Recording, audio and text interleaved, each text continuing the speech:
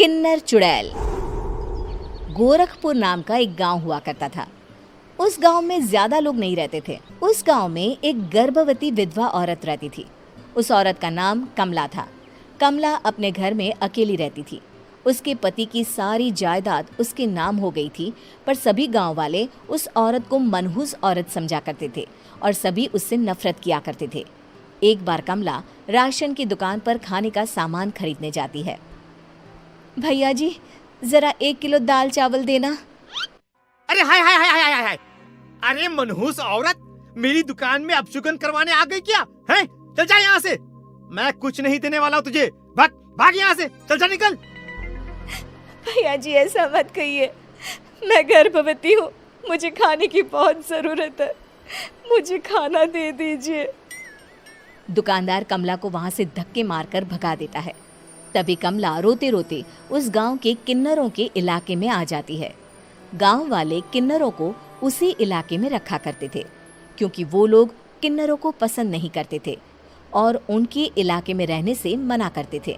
तो किन्नरों ने उसी गांव में अपना एक इलाका बना लिया था। जब किन्नर लोग देखते हैं कि एक गर्भवती महिला रोते रोते उनके इलाके में आ गई है, तो सारे किन्नर कमला के पास जाकर उसका हाल पूछने लगते हैं। क्या हुआ बहन, तुम्हारी गर्भवती अवस्था में इतनी बुरी हालत कैसे है? तुम रो क्यों रही हो? तुम डरो मत, हम तुम्हें कोई नुकसान नहीं पहुंचाएंगे। तुम शांत होकर सब बताओ कि हुआ क्या है। मैं कमला हूँ। मैं गांव के दूसरे इलाके से आई हूँ। 2 महीने पहले ही मेरे पति की मौत हुई है। मुझे गांव के लोग मनहूस मानते हैं, क्योंकि मैं विधवा हूँ और गर्भवती भी। वहाँ के लोग मुझे खाने के लिए कुछ बेचने के लिए भी तैयार नहीं, जिससे मेरा गुजारा नहीं हो रहा था। कोई बात नहीं कमला, हम तुम्हारा ख्याल रखेंगे।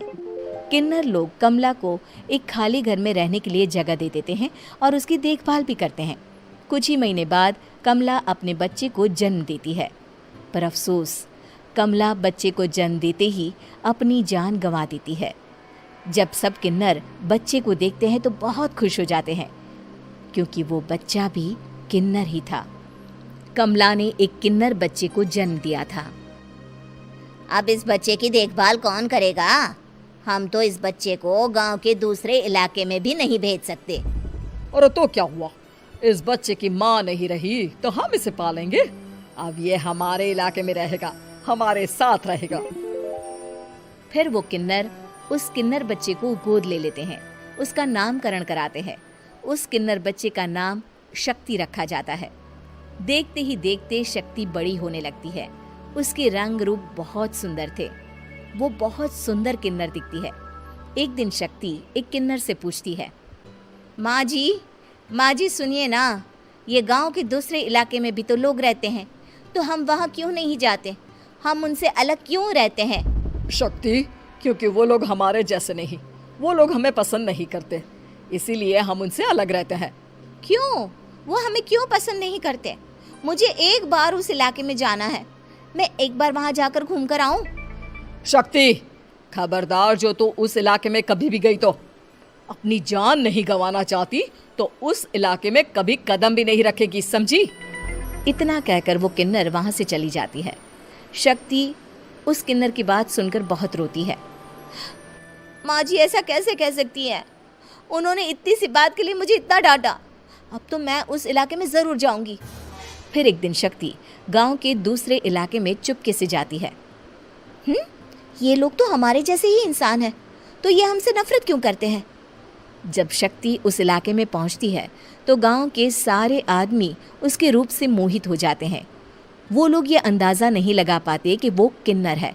शक्ति की सुंदरता देखकर सारे गांव वाले उसकी तारीफ करने लगते हैं। तभी गांव का चक्कर लगाने गांव के जमींदार का बेटा हर्ष वहां पहुंचता है। हर्ष भी दिखने में बहुत सुंदर होता है। जब हर्ष ने शक्ति को देखा तो वो भी उससे मोहित हो गया, और जब शक्ति की नज़र हर्ष पर पड़ी तो वो हर्ष को देखकर मोहित हो गई। आपको पहले कभी इस गांव में देखा नहीं। इस गांव में आप नए हैं क्या? जी नहीं, वो मैं बस।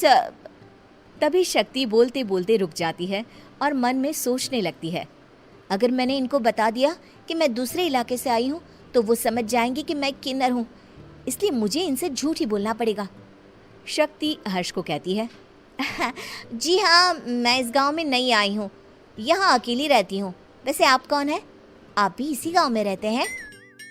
जी हाँ, मैं इस गांव के जमींदार का बेटा हूँ।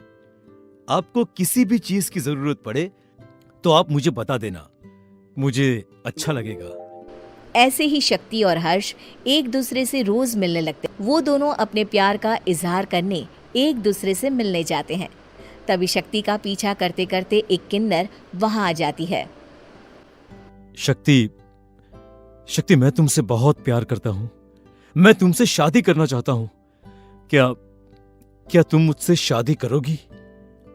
हाँ हर्ष, मैं तुमसे शादी करूँगी, पर मैं तुमको अपने बारे में एक सच्चाई बताना चाहती हूँ जो मैंने तुमसे छुपा कर रखी है। तभी उनके बीच में ही वो किन्नर आ जाती है। शक्ति, तेरी हिम्मत कैसे हुई ऐसा करने की?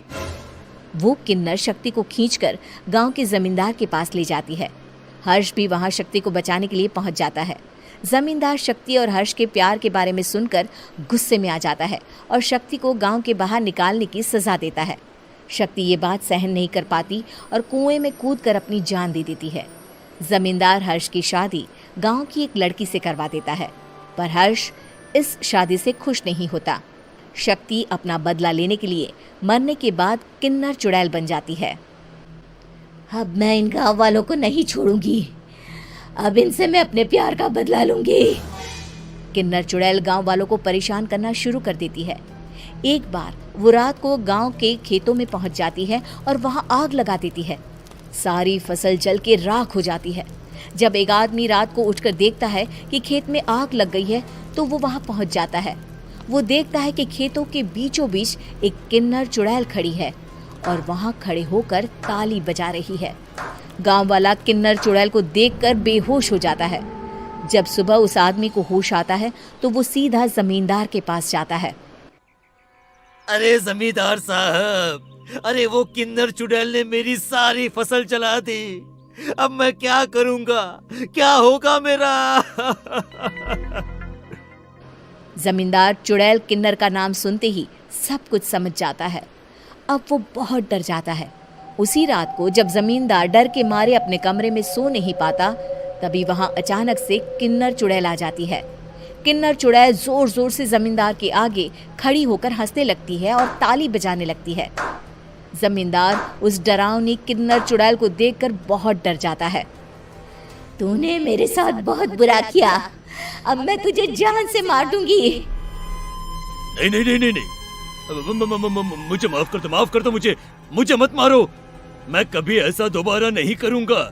अब तुम जो बोलोगी वही मैं करूंगा। ठीक है, मैं चाहती हूँ कि किन्नर इलाका गांव के इलाके से जुड़े और गांव का कोई भी आदमी किन्नर समाज से द्वेष ना करे, उससे नफरत ना करे, नहीं तो मैं सारे गांव को मार दूंगी। और तुम गांव में एक नया कानून बनाओ कि अगर किसी ने भी किन्नर समाज को हानि पहुंचाने की कोशिश भी करी या इनसे भेदभाव करने की भी कोशिश करी तो उनको कड़ी से कड़ी सजा मिलेगी। हाँ हाँ हाँ हाँ, मैं ऐसा ही करूंगा। तुम जो बोलोगी वो मैं करूंगा, पर मुझे जाने दो प्लीज।